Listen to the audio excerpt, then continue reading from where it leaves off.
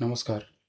আজকে আমরা দেখব পঞ্চায়েত থেকে রেসিডেন্সিয়াল বা ইনকাম বা আনম্যারিড বা যে কোনো অন্য সার্টিফিকেট আপনি কিভাবে অনলাইনে আবেদন করবেন।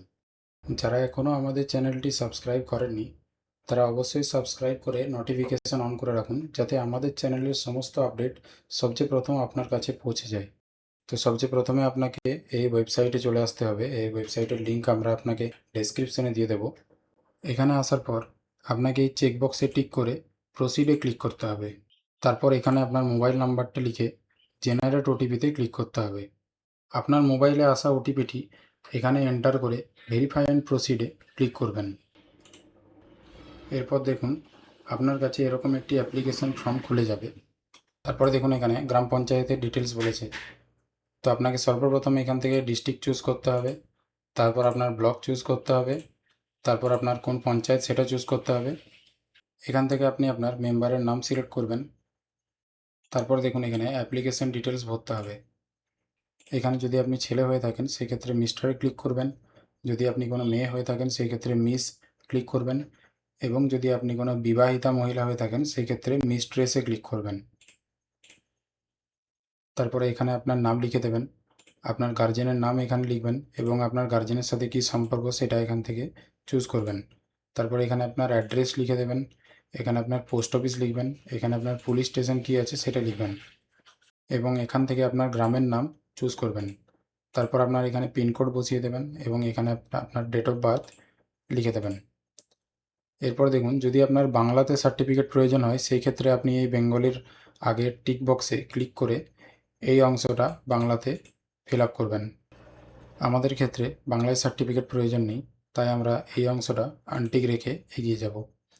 এখান থেকে দেখুন বলা হয়েছে সার্টিফিকেট অ্যাপ্লাইড ফর।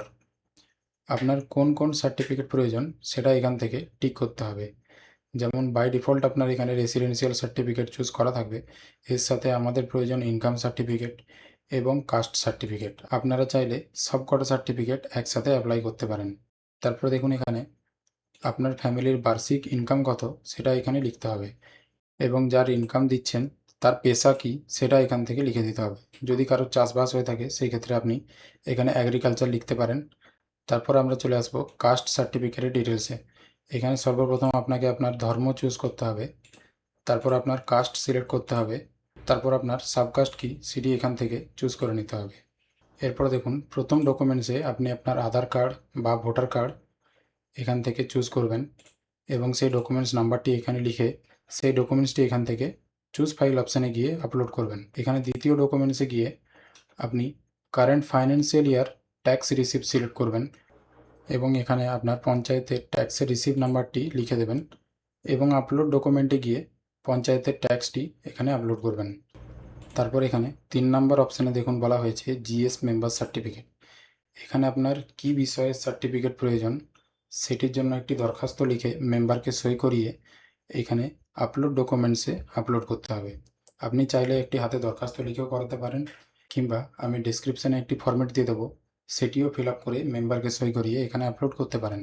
তারপর এখানে 100 কেবির মধ্যে আপনার একটি পাসপোর্ট ফটো আপলোড করবেন এবং ডিটেলসগুলি ভালো করে মিলিয়ে নিয়ে সাবমিট বাটনে ক্লিক করবেন। সাবমিটে ক্লিক করার পর এরকম একটি অ্যাপ্লিকেশন ফ্রম ইউনিক আইডি দেখতে পাবেন।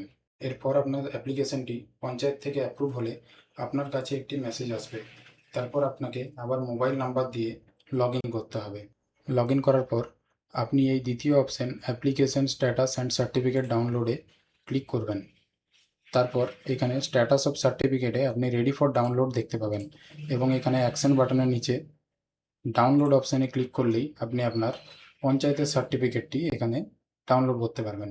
তো এভাবেই আপনি খুব সহজেই অনলাইনের মাধ্যমে বাড়িতে বসেই পঞ্চায়েতের সমস্ত সার্টিফিকেট ডাউনলোড করতে পারবেন। ভিডিওটি ইনফরমেটিভ লেগে থাকলে অবশ্যই লাইক করবেন এবং কমেন্টে জানাতে ভুলবেন না আপনি কোন জায়গা থেকে ভিডিওটি দেখেছেন। ধন্যবাদ।